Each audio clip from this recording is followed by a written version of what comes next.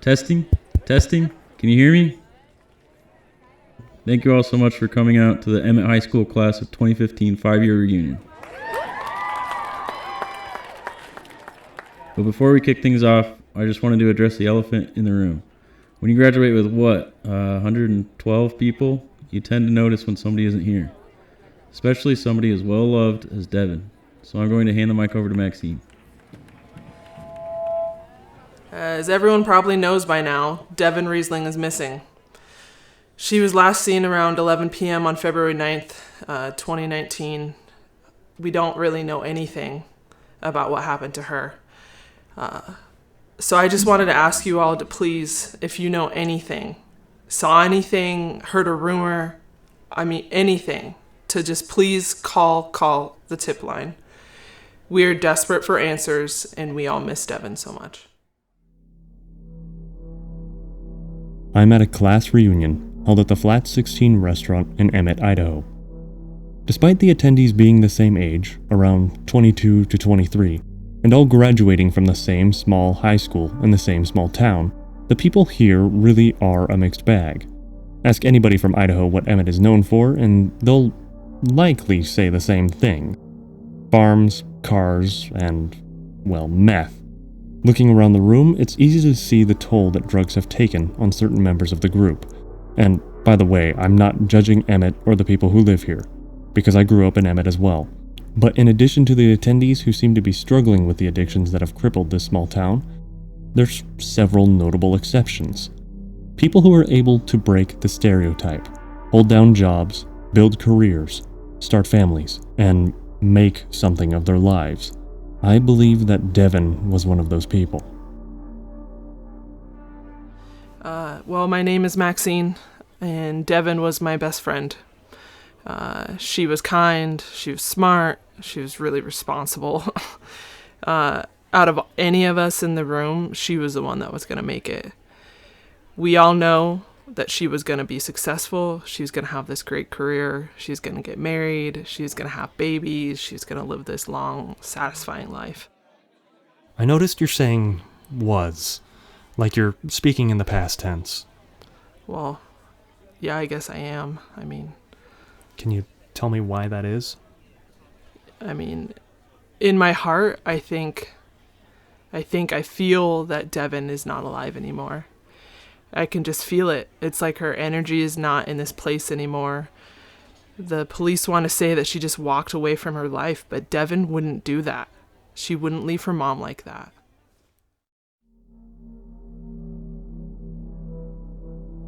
Me and Devin go way back. I've known that girl since second grade.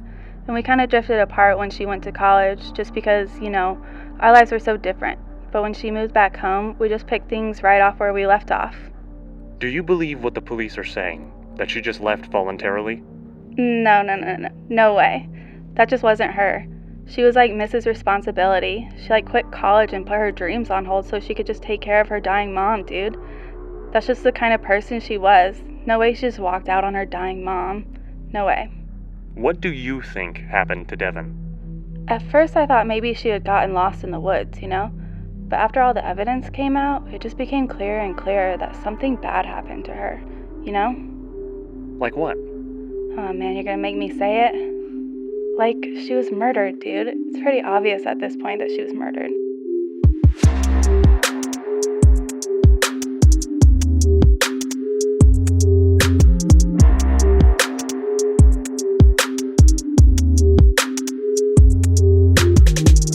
My name is Kenneth Bailey, and I'm looking for the truth about what happened to Devon Riesling, a 23-year-old nursing student who went missing from Emmett, Idaho on February 9th, 2019.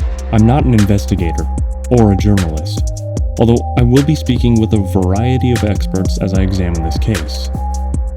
So, who am I? Well, to start, I'm a true crime junkie who grew up in Emmett and have seen firsthand the grief and fear this tragedy has taken on this town. To this day, no newspapers or news outlets have reported on Devon's disappearance. That's bothered me a lot, especially since the private investigator hired by Devon's family said the best chance of a break in the case would be from getting media coverage. So, for the past 6 months, I've been sending letters to local newspapers, and even tweeted at newscasters. I even went into the community radio station in the nearby city of Boise, asking the DJs to read the tip line number on air. That's how I met Jessica O'Neill, who suggested I make a podcast and offered to help with the audio production. For the record, I do want to be transparent about the fact that I did know Devon Riesling. She was a sophomore at Emmett High when I was a freshman. We weren't close, and we didn't really hang out except for going to a few of the same parties, but I did know of her. From everything I remember or ever heard about her, she was a truly kind and smart girl who had her whole life ahead of her, which is part of the reason why I became so invested in finding justice for Devon. So, now that I have all that out of the way, let's start at the beginning. Emmett is a town in west central Idaho, with a population of under 7,000 people. It was there, in June of 1997, that Devon Riesling was born to Patty and Ricky Riesling. Devon had a rough upbringing. Her father, Ricky, began serving a life sentence for drug distribution when Devon was just 7 years old. And since her brother TJ is about 10 years older than her, Devon spent most of her childhood with just her and Patty, her mother, who struggled with alcoholism for most of her life. But Devon had a great role model in TJ, who graduated high school, went to a great college, and became a successful lawyer on the East Coast. He didn't visit much, but he did help out Devon and Patty financially over the years, including by co-signing Devon's student loans. Devon was a great student. She was even named valedictorian of her high school class, and she was accepted to the University of Michigan in Ann Arbor, which she attended for 3 years, studying to become a nurse. In the fall semester of her senior year, Devon got the news that her mother Patty had been diagnosed with end-stage liver disease. Devon immediately withdrew from her classes and went back to Emmett to care for her mom in her final days. This was in October of 2018. Back in her hometown, she reunited with her high school boyfriend, Isaac Miller. She spent most of her time caring for Patty, cooking her meals, helping her bathe and dress, taking her to doctor's appointments, and doing the cleaning and laundry. Friends say that she planned on returning to nursing school eventually, but for now, she was focused on taking care of her mother in her final days, which is exactly what she was doing on the day she disappeared.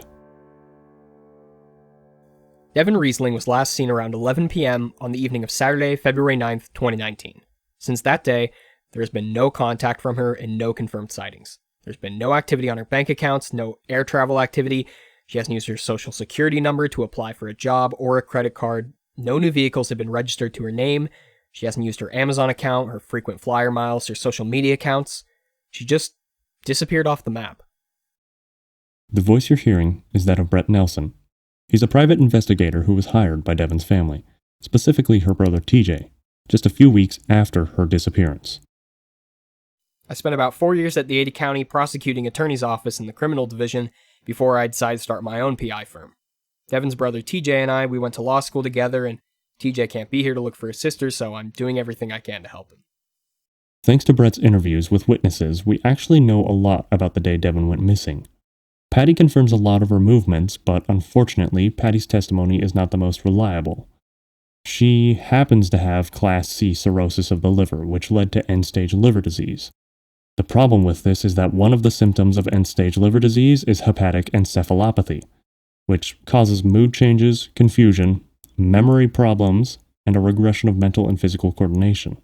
Fortunately, several other people saw or spoke to Devon that day, and her bank statements also confirm a lot of her movements from the day she disappeared. February 9th was an ordinary Saturday. A cold day, but started out like any other. A winter storm was moving in from the northeast, where it had been dumping over 14 inches of snow in the nearby mountains. The old heater in the two-bedroom home of Devon and Patty Riesling struggled to keep up with the cold. Like every other morning for the previous 4 months, Devon woke up and cooked Patty breakfast, then helped her get bathed and dressed. At 11:25 a.m., Devon was seen shopping for groceries at Albertsons. Patty confirms this trip, and so does the cashier, who specifically remembered Devon because it was her last customer before her shift ended, and she was annoyed at having to stay a few minutes late to finish checking out Devon's full shopping cart. At 2 p.m., Devon had an appointment to get her hair cut with her best friend Maxine, who's a hairdresser. Maxine reports Devon was acting normally and did not say anything unusual, and the two of them made plans to go out the following evening. Devin's bank statements confirmed the Albertsons trip and the haircut, as well as reporting that Devin filled up her gas tank and bought a Red Bull at a Shell station. That evening, Patty reports that Devin cooked her dinner before Isaac Miller picked her up at 5:20 p.m. Devin and Isaac drove into Boise, which was about an hour south of Emmett, and had dinner at the Cheesecake Factory before an 8:15 movie at the Edwards 21 cinema. The movie ended at 10:08, and Isaac claims they drove straight back to Emmett, and he dropped Devin off at home just before 11 p.m. Patty does claim to remember hearing the front door open as Devin came home, but since we have no other witnesses, we can't confirm this report. Isaac Miller was the last person to see Devin. When Patty woke up the morning of February 10th, Devin was not home to help her bathe or make her breakfast. She tried calling Devin's phone, but she could hear it ringing from Devin's bedroom, which was empty and undisturbed. When Devin still hadn't returned home that evening, Patty began to call a few of Devin's friends. When it became clear that no one knew where Devin was, Patty called the police. Our apologies that the next clip is very low quality. 911, what's your emergency? Yes, I need. How do I report a missing person? Who is the person you'd like to report missing? My daughter, Devon Riesling. Is that D-E-V-I? DONRIESLING. Have you tried calling her cell phone? Of course I fucking called her phone! Do you think I'm a goddamn invalid? I can dial a phone for Christ's sake! Ma'am, I'm gonna need you to calm Don't down. tell me to calm down! My daughter is Ma'am. missing! How are you going to help me or just lecture me? We're sending an officer to you now. I have your address listed here as 23. An officer? Why are you treating me like a suspect? Ma'am. I'm her mother. You should be looking for that Ma'am, man I'm who gonna need you follows to her stop around. yelling at me. The man in the white fucking van. There's been a man following Devin around, ma'am.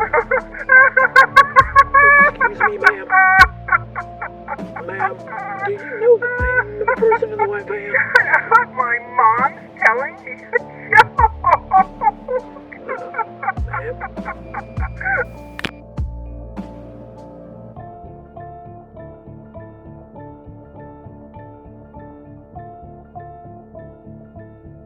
You can probably tell by this phone call with 911 that Patty isn't all there.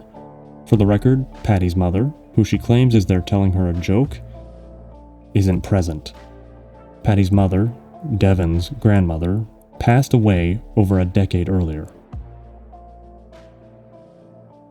As she got sicker and sicker, Patty started getting confused. She was angry a lot of the time, and she would forget where she was. She would be talking like she was talking to someone in the room, but no one was there. Okay. Was she out of it all the time, or were there moments where she was more lucid? I mean, she would have moments where she would be acting normal and seem lucid, and then all of a sudden she would call Devin by the wrong name or get confused. It was like she had dementia or something. After Patty's phone call with emergency services, an officer was dispatched to the house. They took statements from Patty, Isaac, and Maxine. Then, 3 days later, the Emmett Police Department issued a statement saying there was no evidence of foul play. They claimed Devin left with her car and wallet on her own accord. To this day, the police have conducted no further investigation into Devin's disappearance.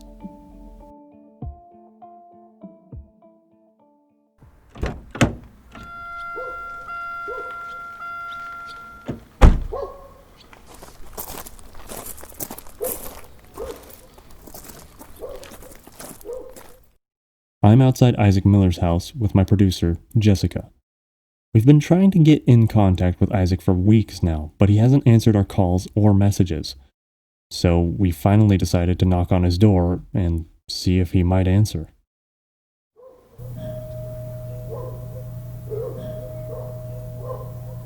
Maybe try knocking. I don't think he's home. Or he doesn't want to talk to us. Yeah, maybe. So far, I wasn't having much luck getting a hold of Isaac, the last person to see Devin alive. Fortunately, though, there were many other people in Devin's life who were eager to help us gather more information about the day that Devin disappeared. I last saw Devin that Saturday. She came into the salon for a cut around 2 p.m. She was acting completely normal, like it had just been another day. She mentioned she had plans with Isaac later and that they were going to drive into Boise. We made plans to go out for drinks the following night. I gave her a haircut, and then she left. So, was there anything unusual about the haircut she wanted? Was she making a big change or anything along those lines? No, I mean, it was just a trim. Okay. When did you first hear that Devin was missing?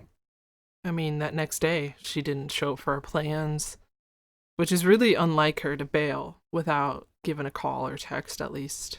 And then I got a call from her, but when I answered, it wasn't Devin, it was Patty. So Patty called you from Devin's phone.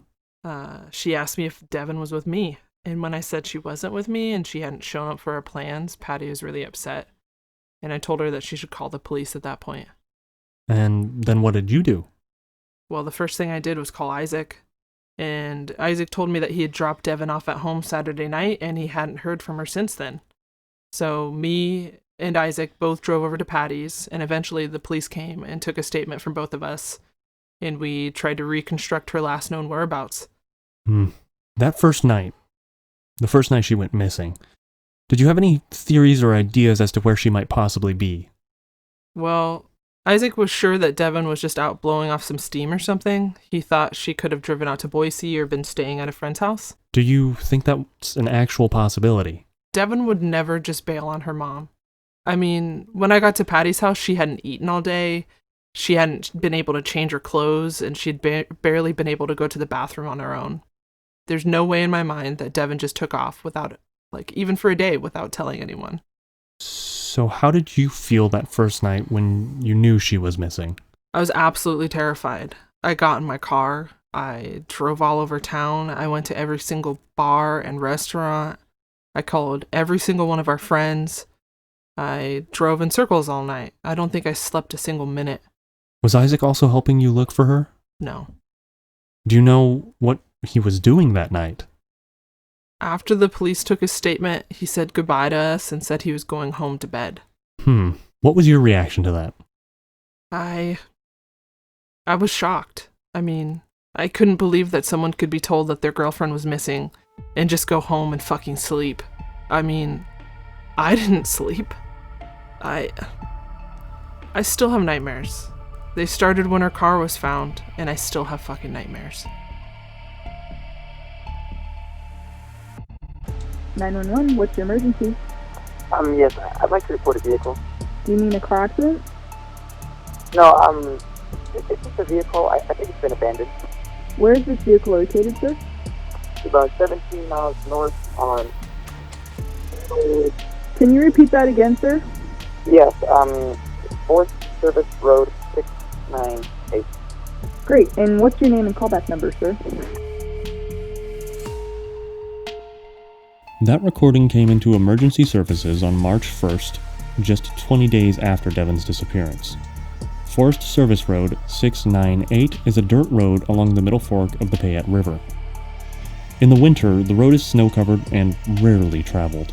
About 6 miles north of the vehicle was a hot springs at the end of the road called Boiling Springs. There was also a small primitive cabin operated by the Forest Service that took reservations from May to December. But even in December, access to this area is limited to snowmobiles. It's likely that, without the anonymous phone call that came into emergency services that day, Devin's car would not have been found until spring. Devin's vehicle, a blue 1997 Ford Explorer, was found abandoned on a Forest Service road about 2 hours northeast of Emmett in the Boise National Forest.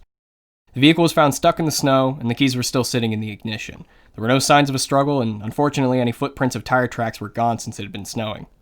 Are there police photos of the scene?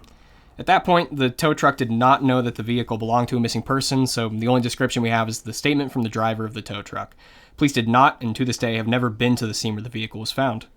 Okay, but doesn't the finding of Devin's vehicle contradict the police's statement that she voluntarily left with her car? It's hard to imagine how she could voluntarily leave to start a new life in the middle of the night in a snowstorm on a mountain road almost 20 miles from a major highway without a car.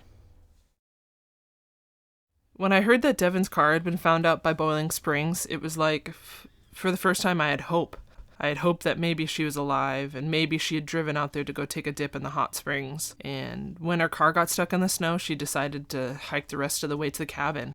We had actually stayed there once in high school. Devin definitely knew it was there. It had a fireplace, and people often left cans of food there, so I knew it was a long shot, but it seemed possible that she could have survived for 3 weeks in that cabin.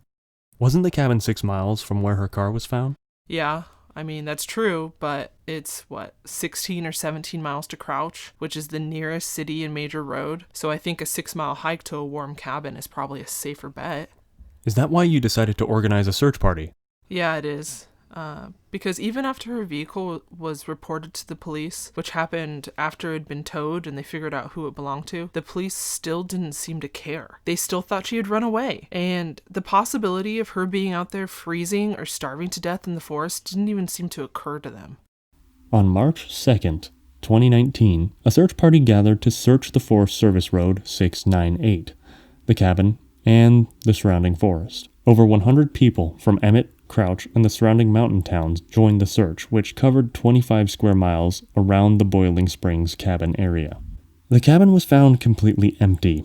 There were no signs of Devin in the cabin, no ashes in the fireplace, and there were even unopened cans of food in the cabinets. What was your experience during the search party? Honestly, I could not wait to get out there and start looking. My boyfriend had to stop me from driving directly out there as soon as I heard the news about our car, actually. But he convinced me to wait until we had snowmobiles and such. The day of the search, it was actually worse than the day she went missing. Tell me why that is. It was so much worse. I mean, because I had hoped that she was going to be found. And then when we finally got into the cabin and she wasn't there, and it was obvious that she hadn't been there, it was like my hope came crashing down, and it was right then that I knew that she was never gonna come home again. Cadaver dogs were unable to come at such short notice. But 2 weeks later, Brett Nelson brought in a team of sniffer dogs to search a 15-mile radius for human remains. The dogs did not alert, and no remains were found. So, how did the search party change the way you were looking for Devin? Well, at first we were looking for a missing person, before we felt like there was a chance she might be found alive. But after the search, it became clear that we weren't just looking for Devin, but we were looking for the person who killed her. Did you have any idea about where to start looking for Devin's killer?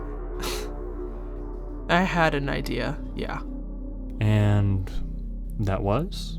Well, I had my suspicions. I obviously can't say for sure what happened to Devin or who did it, but there were certain people who were behaving in ways that were unusual considering the circumstances.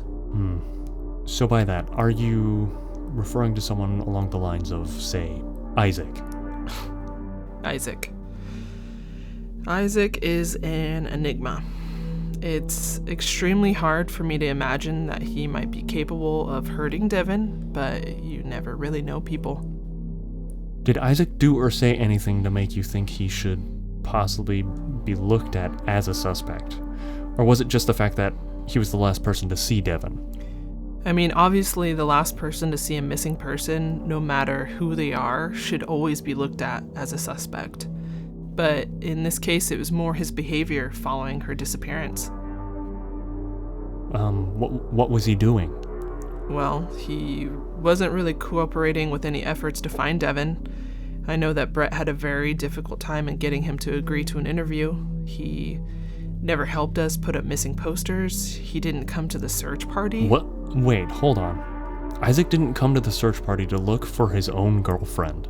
No, he didn't, which I was really pissed about, actually. Yeah, I can totally understand that. Did he give any sort of reason as to why not?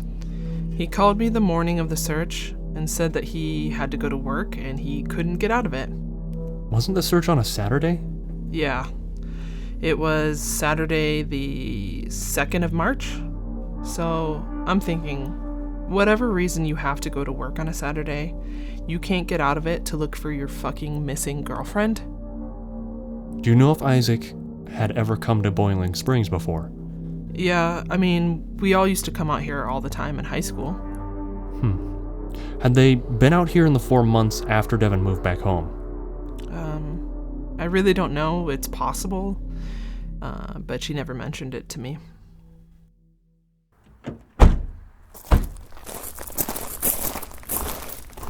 Is this it? This is the place. Hi, kitty. That's John Deere. Oh, that's cute. I'm at an impound lot on the outskirts of Crouch, at a place called Banks Loman Towing. This is the towing company who picked up Devin's car, and they've generously offered to store the car indefinitely, with the hopes that police might someday reopen the case and use it to collect evidence. It's a small lot, guarded by a tall fence, security cameras, and a black and white cat with a tinkling bell on her collar. Taped on the fence is a poster I've become all too familiar with over the last year. Missing, Devon Riesling, with a picture of Devon smiling on Christmas Eve, brown eyes looking right into the camera, wearing an ugly Christmas sweater with red poinsettias. Below her picture, it gives information about her last known whereabouts, and a number for people to call if they have any information about her disappearance. This is it, right back over here. It's unsettling, isn't it? Yeah. Does that mean what I think it means? Brett is pointing to something in the back seat of the car, something that will lead us to our first real suspect. Folded neatly on the back seat is a flashlight and a red bikini swimsuit, folded on top of a beach towel. I think it does. I think she drove out here willingly. Okay, so that definitely makes it seem like she came out here to go to the hot springs. The question is, did she come out here alone, or was she with somebody else? Like, maybe Isaac? Why don't you start when you picked her up? Fine. I picked Devin up from her house just after 5. We drove into Boise and went to dinner at the Cheesecake Factory. You're listening to an interview that Brett Nelson conducted with Isaac Miller on February 24th. It's important to point out that this interview was recorded before Devin's car was found. After the vehicle was discovered, Brett has extensively sought out another interview with Isaac, but Isaac refuses to talk. So, for now, the only information we have is the information from the police statement, which, to Isaac's credit, doesn't deviate at all from his statement to Brett, and this interview. So if Isaac is lying, at the very least he's been keeping it consistent. Did you stop anywhere on the way? No, we drove straight there. Okay. And can you tell me about dinner? Did Devin say anything that would indicate that she would be leaving town? No, she was fine. She was just talking about her mom and all the crazy shit that Patty's been saying lately. Like Patty's been calling her by Devin's grandmother's name. Okay, and then what happened? After dinner we went to see a movie. What movie did you see? It was Cold Pursuit, I'm pretty sure. Okay. Did you like it? The movie? Yeah. Yeah, I thought it was pretty good. I like Liam Neeson. Oh, he's in that? Yeah, he's the main guy. Alright. So, what did you do when the movie ended? When the movie got out, we drove back to Emmett, and I dropped her off at home. Okay, and what time was this? It was like 10:50, 11 o'clock. Did you watch her go inside the house? She walked through the front door, I saw a light come on in her bedroom, and then I drove away. And did you see Devin again that night? No, that was the last time I saw her. What did you do after you dropped her off? I just went home and studied for my midterms. Okay. And was there any time throughout the night that you weren't with Devin? That I wasn't with her? Yeah, like, did she go to the bathroom or leave to go run an errand or anything like that? Well, yeah. She went to the bathroom when we were at the restaurant. Okay. Anything else? I don't know. She did take a phone call during the movie. Her phone wasn't off? I mean, it was on vibrate. It buzzed and she said sorry and left the theater to take the call. Did she say who was calling her? When she came back, she said it was her mom, and I asked if everything was okay, and she said it was fine. Okay. And was there anything else about that night that was notable or unusual? No, nothing. It was a completely normal night. Why didn't you want to be interviewed? I already told the police everything I know. What else do you want from me? How about your phone record? That would help us rule you out as a suspect. If your records show you didn't go back over to Devin's house later that night, then yeah, that would help rule you out. Fine. Okay, fine. I just need you to sign a release form. Whatever, fine. Everything that Isaac said in his interview with Brett seemed to match up with his official statement to police that was taken the night Devin went missing. And now that Brett had permission to access Isaac's cell phone data, which, to be exact, was limited to something called historical location data, his story could be confirmed with pings to nearby cell phone towers. This was especially helpful since, in the days following Devin's disappearance, one of the few things police did do was obtain this historical location data for Devin's phone. It wasn't very helpful for police at the time, since she left her phone at home whenever she left the house again that evening, but with Isaac's location data, now we could see if the story he told investigators matched his and Devin's location history. And more importantly, find out if he went back to Devin's house later that night, or if he went anywhere suspicious in the hours or days following her disappearance. Let's clear some space here. Oh, here, I'll move these over. Brett takes out a folding map of Idaho and unfolds the area from Boise to Emmett. He's showing me the location data from both Devin and Isaac's phones, which are both printed on their own transparency sheets so they can overlay on the map. So, the blue ones are Isaac. The blue markers are Isaac's pings, and the red markers are Devin's pings. Okay, so can you see when they're lined up? It shows when they're together. Exactly, yeah. Each blue and red numbered marker represents a time Devin and Isaac's cell phones pinged off of a nearby tower. Brett also has with him a stack of reference papers with a list of each ping, the GPS coordinates, and handwritten notes about the location, noting where it correlates with witness testimony. The whole thing is so well organized and thorough that it honestly makes me wonder just how much TJ is paying Brett, because this guy is a serious professional.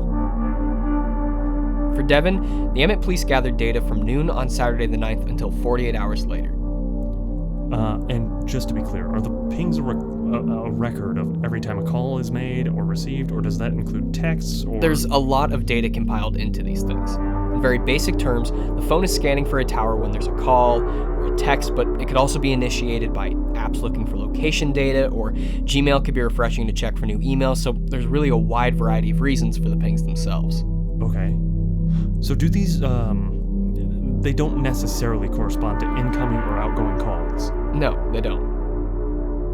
We go through the list of pings from Devin's cell phone, one by one. The interesting thing about the pings is not what new information they hold, but how accurately they confirm the witness statements.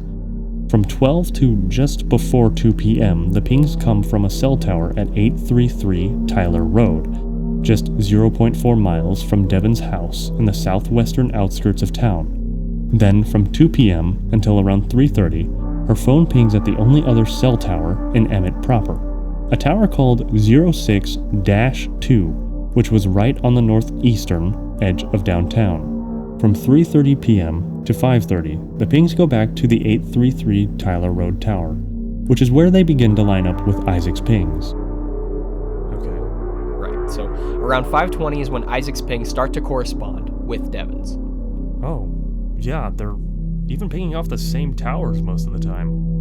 The map of pings from both Devin and Isaac's phone do match up with Isaac's testimony, which does give him some credibility.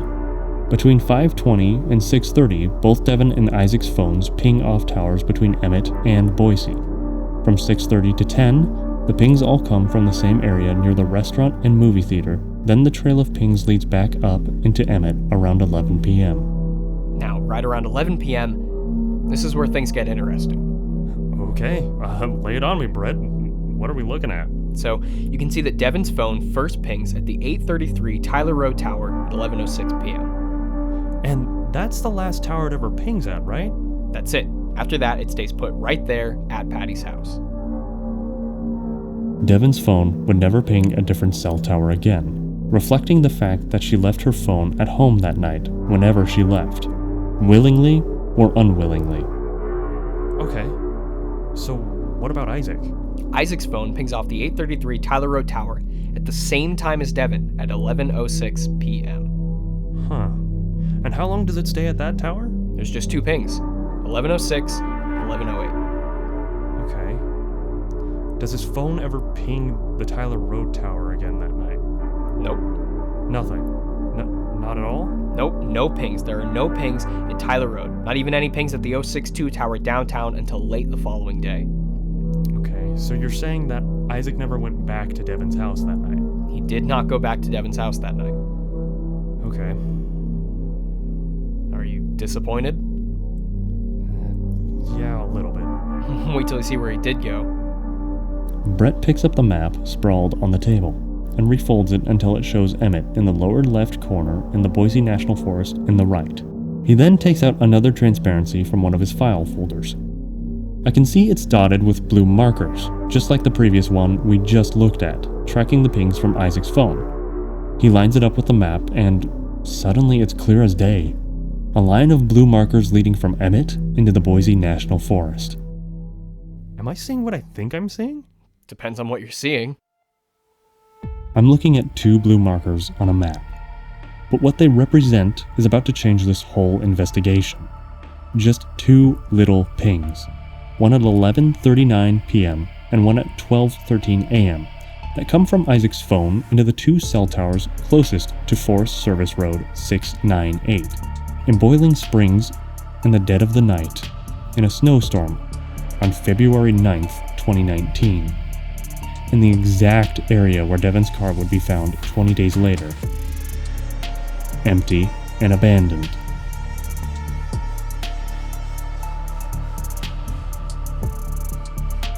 That's it for episode 1 of Dead of the Night podcast. Thank you for listening, and if you liked what you heard, please subscribe and leave a review.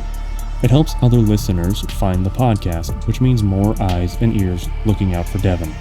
If you have any information about Devon Riesling, please call the tip line at 208-398-3110. This episode was produced by Gina Harris, Spencer Hudson, and Danielle Chota. Jessica O'Neill is our audio engineer. And I'm Kenneth Bailey, asking once again, have you seen Devon Riesling?